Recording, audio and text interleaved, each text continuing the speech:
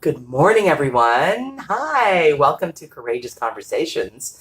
And I'm just going to do a little sharing as we are here, but I just want to introduce you to my lovely guest, Sharon Warren, the incomparable and most fabulous Sharon Warren. And let's just see here. And when you come on, let us know that you're here, because, of course, it's always more fun when people are here. So I'm just going to do a little bit of sharing. And here we go. We'll post it in the group, Courageous Conversations. And Sharon Warren is going to talk to us about some really, really, really cool things. I have to say, the journey with you and me has been a fun, vibrational one, I think. Yeah. And did you have an okay time getting here? Was it a easy way to get here, or was there tons of traffic? There was some traffic, but Yeah. I moved into non-resistance and it I was gonna say, do you use the law of non-resistance, which I find so cool to talk about? Well, I found it ironic on my way here. I noticed that I was in that vibrational space of resistance. Yes. Coming here, just thinking, oh, am I going to remember my talking points and Right. my teaching points, Oh. and sharing points? Yes. And then I thought, oh, that's ironic that I'm in that vibration of resistance coming to talk about As you're non-resistance. Exactly. Well, it's interesting because I think we experience as human beings a lot of resistance when we create a lot of fear, when we have fear about things in life, I would say. And so Sharon Warren is a quantum sound coach. She's a certified coach. She's one of my dear friends, but she's also really, really incredibly intuitive and gentle and lovely. And her sessions are so kick-ass. They are just amazing. And your sounding work is so great. It's life-altering. I have seen people, including myself, do sounding work, this really cool toning, sound work, quantum work with Sharon, and people getting the job that they want, our mutual friend, and, someone, I won't mention names, but getting the job that they want, or shifting lifelong issues that very, very quickly, simply from exposing themselves to changing their vibration. Yeah, releasing limitations, patterns, getting out of their own way. Thank you for having me. This is the second time she's here, so I'm glad she's here. Very happy she's here. Lovely sharing. So let's just get right into it. And people, as you join, let us know you're here. And let's just talk about signature. Let's talk about signature. Let's talk about sound vibration. Let's talk about all of these things. Okay. So hello, Carol. Nice to see you. Hi, Christine. Nice to see you. Let us know you're here, and we will get right into it. So I don't know about you guys out there, but I know that in the human experience. Oh, the human experience. Yeah, the human experience. Resistance is part of the daily experience of life. Oh, you're from Sault Ste. Marie. Amazing. That's awesome, Carol. Welcome. I love this platform that we can just access the world very, very easily. But, resistance is part of our, resistance is futile. What is that? The Borg on Star Trek? Did you ever watch Star Trek? Sometimes. Yeah. So the resistance is futile. Yeah. And that really is the truth. The resistance is futile because it really doesn't work. We think it works. We set up these conditions that we think it works. But tell us, I would like you to give us the most relatable story in your life about utilizing the law of non-resistance in a conflict situation. Okay. So I can say fairly that I have a lot of stories. Many of us do. Yeah. But this one happened a couple of years ago. So I get a call, sort of out of the blue to me. Yeah. One late morning, and I have a very angry person on the other line of the phone. Oh. That's never good. No, it's screaming, right? And really expressing their needs in what I would say is an unskillful way, right? So what are they doing? They're yelling at you? Yeah. Swearing at you? No swearing. No, but coming from opposition, coming from attack, coming from screaming, right? There's no listening going on. It's just what I call an emotional throw up. On you? You're such a cool, nice human. But keep going. And so, what I experienced with that. So let me tell you a bit more of the detail of their end. Okay. So at that time, this neighbor, he was a neighbor, and we shared a common walkway. and I had missed picking up one of my dog's bowel movements. Poo. Poo. Yeah, shit. And so they had not known, stepped in it, got it on their favorite shoes, in a vehicle, at their workplace. Ouch. Yeah, ouch. Okay. And so they had a need, and the need was letting me know and make sure that doesn't happen again. So right, legit. I have a need. For sure. Make sure it doesn't happen. Yeah, gotcha. Right. So I want to unpack this around resistance. So they were resistant to share this information with me, right? They didn't want to have to even be dealing with this. Okay. So that set up this sort of stop, and we've got to power through this. We've got to fight this. So by the time they got on the phone with me, they were ready to fight. They weren't in a vibration of harmony. They weren't in a vibration of coherence. Right. It was this attack, right? They were emotionally throwing up on you. Yeah, exactly. And so for myself, being in this work, thankfully, I was able to not engage with the same vibration. And how did you do that? So I went into this law of non-resistance where I didn't take it personal. I got myself out of the way. Okay. Compassion, empathy, and I listened. Right? I didn't attach to the vibration of the attack. Right. Right? Fantastic. I listened to what their needs were. So you listened to understand. To hear. Versus listening to respond. Right. I didn't react. I responded. Beautiful. And when we're in resistance, we're reacting.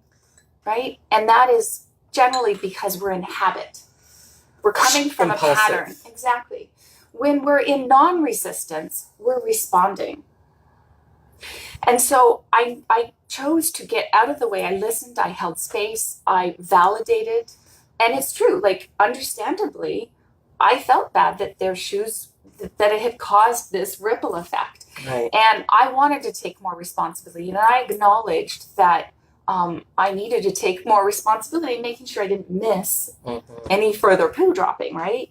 And so when I came from the vibration of harmony, right, because that was my focus. Yeah.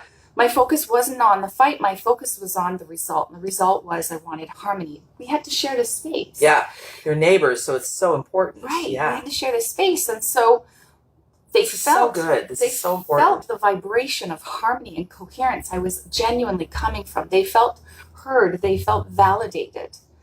And then we closed it with me saying, I hear you, and taking responsibility, not resisting, right? I wasn't resisting the energy that they were coming at me with.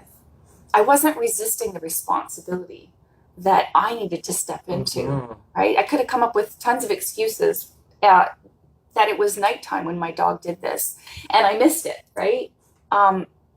Those are... Which they don't care about. No, which exactly. The person who's stepped in the shit couldn't care less about that it's nighttime. They're just thinking, your dog, your responsibility, pick up the poo. And the request for all of us in any situation is, do I want reasons or do I want results? So do I want reasons or do I want results? When anybody is in when a I'm situation, trying to get a need met, when someone else is trying to get a need met, how am I showing up? Yeah, because I would say that the most irritating thing is when you're giving a legitimate complaint about something that they've done, and what they come at you is, yeah, but this and this and this, and yeah, but that and this and that, and excuses for their behavior. And all that I want to say is, not my monkey, not my circus. You got to figure this out. I didn't buy the ticket. Yeah, exactly. You got to figure this out. And I'm just calling you on it as gently and as nicely as I can. Right. Only in this situation, which is why I'm using this to illustrate. They were not nice. They weren't. They was unskilled. Very unskilled. And so, good on you for not just going, listen, buddy. Good for you. Yeah, thanks. But that's in stepping into the non-resistance. Yeah. And so we finished it. We finished it in a very different vibration than what the conversation started.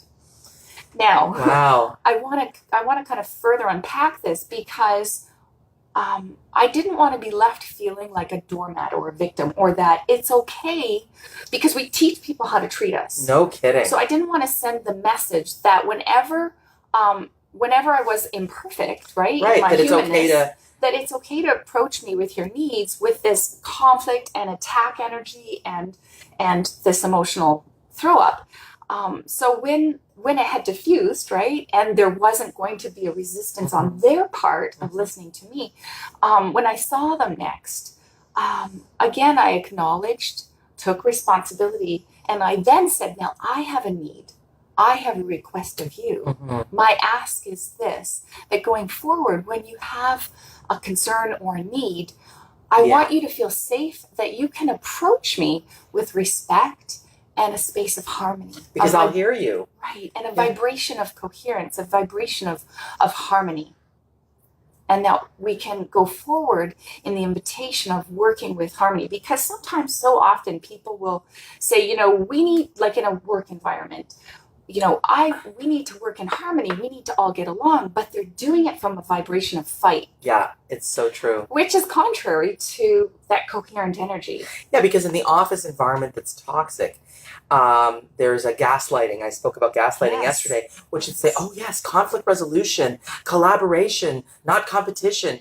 And then what is exemplified from the top down is the opposite of that. Yes. And they're not really providing a form by which they are following there's no congruousness. No. It's all incongruous. There's no saying, we want cooperation and we will provide forums for cooperation. Instead, we say we want cooperation, but the forum is for conflict. Yeah. So that's massive. And Carol Whitfield says, when people realize it's better to speak to people rationally instead of in anger, and to clearly communicate what the issue is respectfully, life will be so much better. I absolutely agree, says Carol. Choose how to react to negativity with harmony vibrations. Yes. Love this. Thank you. Yes. Excellent. You're making an impact here. But let me ask you something, Sharon. So you did it with a neighbor. Now people are going to say, but what about with my family member whom I have lifelong issues with? Yeah. Or can we do this too? Yeah. I mean, I know the answer you're going to say, but so there's all the baggage, there's all the taking it personally and the memory of 10 years ago that same thing happened. Yeah. Talk to me or talk to us in terms of vibrations, a vibrational work, how we can apply this to the family of origin conflict speaking, which you and I have spoken a lot about. Just a little. Which is huge for people, and it's why I do the work I do. Talk about that. Yeah. Thankfully, yes. And you too. I appreciate you. But tell me about how would we employ the exact same methodology, or would we do something extra to really create profound groundedness as we're talking to someone who's super triggering? Well, if I may, just ask to sort of set the stage before I answer that question. Go. Okay. So if we understand that everything is a signature, everything is a vibrational signature. So I may what does that mean? Right. So I may see someone that is sneezing, and I say, "Oh, you've got a cold," and they say, "No, it's allergies," and I'm like, "Really? Are you sure?" And like, "Yeah, no, it feels like allergies to me." So how do we feel that? How do we know that? I unpack that as like there's a feeling tone to an allergy versus a feeling tone to a cold. They have its own signature, just like joy has a signature, resentment has a signature. Everything is vibration. Right. And we are broadcasting systems. Right. With our thoughts, our emotions, we're constantly sending it out like a beacon out in there. Yes. Yeah. And so, when I think of, I love this illustration is a stream, right? Water is a great earth element to illustrate non-resistance. So water, you have a little stream and it's making its way through and it hits tree debris, it hits a big boulder. The water doesn't stop and gather its forces and say, okay, I'm going to fight through, I'm going to push through this boulder, right? It doesn't get interested in the boulder. It gets interested in where it wants to go. It's not interested in the boulder. It's just going to where it wants to go. It's vision. So it gets more interested in that. Brilliant. And so what can happen is it becomes resourced as to, we'll flow around it, we'll flow over it, right? It'll then turn into a river. It then turns into an ocean. So in that, you can see that there's always this expansion for us life is seeking to expand through us to become not just a little stream into a river, into a bigger ocean, into something greater than us. Well, that's being called into us as well. So when we have an adversity, or an adversary, adversary, thank you. Adversary, yes. Like a family member, Right. can be considered, or a circumstance. Right. The idea is, the invitation is to become bigger than the adversary, to become from the small stream into the ocean, to become bigger than that. So, and to become bigger in vibrational terms means, give me a couple of actuals about what that would mean for somebody. They're encountering the adversarial energy in the family of origin, which is highly triggering. What does it mean to be bigger? Well, so if you find that someone is engaging in a struggle pattern or a bicker pattern, right? Mm-hmm. They're in conflict. Or an attack pattern. Right? Or dismiss. Dismiss pattern. I don't like the dismiss. No. I don't like the dismiss. Or belittle pattern, or gaslight pattern, or any, yelling pattern, labeling pattern. All of these massive triggers. Right. Contractive energies, small energies. Yeah. Would you say denser, low vibrational energies? Yeah. Yes. Not judging. No. It's more not bad, good. It's high, low. It's contractive. Yeah. It's not life-giving. Yeah, it's not life-giving. Right. And good work. And so, like the stream, the invitation is to not focus on the boulder, not focus on the person's gaslight trigger, right? Practice the law of allowance, surrender. I love you. Wow. Step into what's your result. If my goal is to come from harmony and live in flow, right? To come from flow and be in flow, then that's where I put my focus. Again, it's not being a doormat. Prepare before you enter family. I tell people this. Have a game plan. I say a physical game plan, but in this case, an energetic game plan, which is to before you go into the family of origin. Power. No, but prepare before. Do some work before. Do some meditation. Do some visualization. Listen to the tones that you're going to get from Sharon. Put yourself in a vibrational match to harmony and coherence, and you'll find that other people's shit doesn't stick to you. Right. I tell people, and I love that. So, firstly, what does a person do to get themselves in a vibrational match to harmony? Mm-hmm. Go. So it's our thoughts, right? So notice your thoughts. Mm-hmm. If you're saying, I've got a war on peace, right? War is a opposition energy. Peace is a coherent. They don't go together, right? So what would someone do? I would maybe meditate and do my affirmations. I have my little affirmation. What would you suggest? Meditation. Yeah. If you like songs, sing. Right. If you like nature, be out in nature. Do things that nurture you. Right. And then go into that. Yeah, and even after. Right, and after. I found sometimes when I go into an environment where I know that there's incoherency, it's incongruent to my nature, to my desire for harmony, then after I'll do things. Bubble bath, walk in nature, great conversation with someone who is more like-minded, who is seeking more coherency. Watch a funny show, listen to a podcast, anything amazing. Hay House Radio, putting yourself in that vibrational match. The app Calm, there's a great app called Calm, CALM. Press that and there'll be streams and quick. It's like before I go into any kind of triggering space, I put Calm on and I just listen to streams and ocean for me. Ocean's so important. And I just breathe with the ocean. Breath. Slow the breath down. And one of my greatest mentors once said something to me brilliantly, Tony Tavares. He said, when you're working with people who are very sick, whether emotionally sick or physically sick, work on just completely understanding that only that which you fear sticks to you. So that literally you can open your heart up to working with this person completely and have zero fear, and everything will just pass through you. It will not stick to your being. It's only that which you fear. Would you concur? Only that which you really fear is what sticks. Yeah, because you're attuning to that vibration. Yeah. If you don't get in harmony with that vibration will not stick to you. So then it's really about doing the work to get out of your hurt child, to get out of your deprived child, to get out of the part of you that feels the rebellious child, to really to be the adult. Master your thoughts. Right. Yeah. Master your thoughts. I like this illustration. Okay. Abraham Lincoln. Mm-hmm. So my understanding is Abraham Lincoln had a lot of critics, and they criticized the way he looked. They criticized where he came from. They criticized the decisions he made. So he suffered a lot of criticism, and a lot of his critics eventually, some of them he actually included them on his cabinet. And at one of his talks, what a brave man. One of his speeches, a woman in the audience spoke out, and she said, Lincoln, she said, why are you not destroying your enemies? And he said, Madam, he said, when I make my enemies my friends, have I not then destroyed my enemies? Ooh, when I make my enemies my friends, have I not then destroyed my enemies? That's so powerful. That's so powerful. You're just such a profound speaker. I really, really appreciate you and your style, and a lot of people do as well.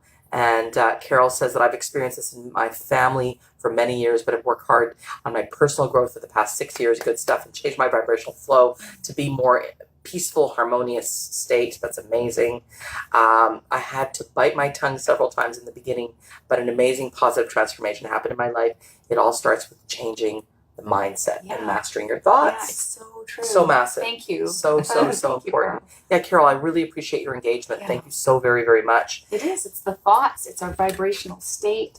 It's what we're putting out there.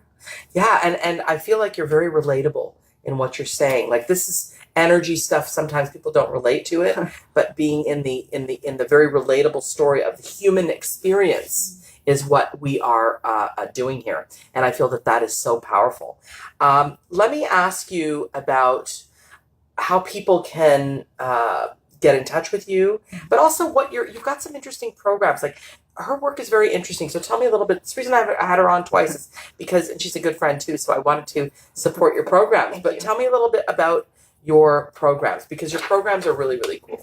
Yeah, so I've been studying with the Life Mastery Institute. So I use the Life Mastery Institute. Keep going. Yeah, it's based out of California.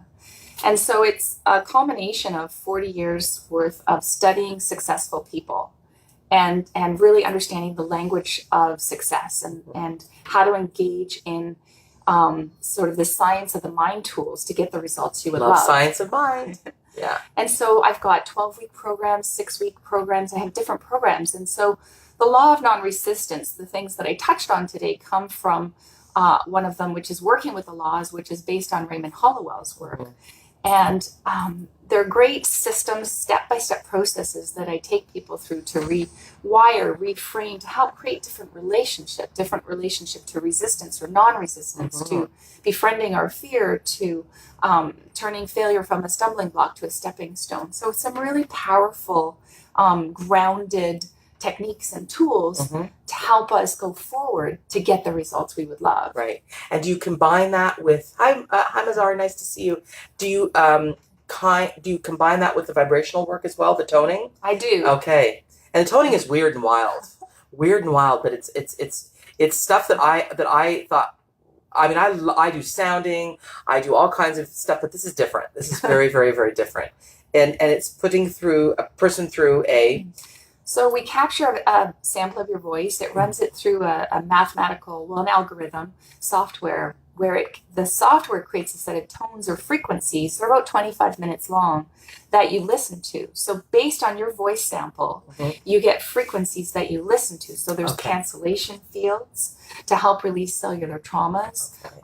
It stimulates the dendrites, creates new neural pathways. It'll take you from those busy beta brainwaves into the more coherent alpha brainwaves. And that busy beta, just in simple terms, when we're in those brainwave states, it's not a place to create. It's a fight or flight state. Oh, when we're busy beta, okay. Yeah, so when we go into those more coherent brainwave states, that's the place of creation. So, for example, in my work as a holistic psychotherapist, I do a lot of body-centered energetic work while we're talking about trauma. So that we're talking about very, very agitating beta busy stuff while inducing the body to go into a very, very alpha, relaxed state. Yeah. It's like that reassociation. Exactly. Which I've experienced, Victoria's work. My point being is that it sounds like this work that you're talking about, the toning, is like that. It's just, different tool, but to calm the mind and body while being able to contemplate things that might bring on some fear or some trigger. And it will release traumas even if you're not cognitively aware of them. Right. So that's the beauty of the tones, because our voice is vibration. So some would argue that it's more specific of a blueprint to who we are than our fingerprints, because the fingerprints is matter. So when you're giving that vibrational voice sample, it's going, the system is picking up your emotional body, your physical body, your mental body, your causal body. So it can pick all those up. So it's capturing your genetic material that you're bringing forward, right? Just as we inherit eye colors, sometimes we inherit a predisposition to anxiety. It's quantum leaps ahead of a lot of things. So it's quantum sound, right? Yeah. So listen, we're going to start going toward our wrap up, because we could really, really go for hours talking about this amazingly fascinating stuff. And by the way, Sharon, I'm going to have you on again, because this is just so amazing, just so amazing. And I can tell that people really, really enjoy listening to you, because you have a really relatable style. And I appreciate that so much. I hope I was more on sound this time. What's that? I was more on sound this time. Yeah. What do you mean, more on sound? I think I was quieter last time I was on here. No, you did good. You did good. I have a bombastic voice. What are you going to do? Vivacious voice. That's right. But what I want to say is that tell people, how do they find you? What's your website? Yeah, toneyoursoul.ca. T-O-N-E, your soul, toneyoursoul.ca. We spend time toning our bodies, so why not your soul? Why not your soul? Yeah. Absolutely. And Carol says she's very interested, so that's great. You can contact Sharon. And also, you guys can contact on Facebook and otherwise. And then the other thing is you have some groups beginning. Yeah, so I have a quantum sound group. Great way to dip your toe in the water and be exposed to the quantum tools that I use. September 30th from 6 to 8 p.m. It's on my website under events. It's on Facebook. It's on Alignable. It's on LinkedIn. It's on everywhere. Yeah, I'm at the Toronto Metro Convention Center. Okay. The weekend of October 14th, the yoga show. Okay. And I have a vision workshop, which is focusing more on the life mastery programs that I take people through. That is October 13th, and that's actually in Milton. And again, I'll have that posted on my website and LinkedIn and Alignable and Facebook. Okay. Well, this has been just a real treat and a delight, and you're awesome. And I really want people to keep having courageous conversations with themselves, to operate not so reactively and impulsively, more from the place of aligning with harmony as you're going through your relationship experiences. And the point is that you can. People say to me all the time, I'm just made that way, Victoria. No. That's your conditioning operating. You are actually aligned with harmony at your core. Actually, in actual fact. Okay. So I want you to consider that and keep having courageous conversations with yourself and with others. And tomorrow I'm coming back to you with another courageous conversation at 9:30 in the morning Eastern Standard Time. So check us out. Come and join my group, Courageous Conversations, which is a support group. And do visit the toneyoursoul.ca website. And my website is visualization, because visualizationworks.com. Do you want to hit that finish button? All right. Bye, guys. Take care.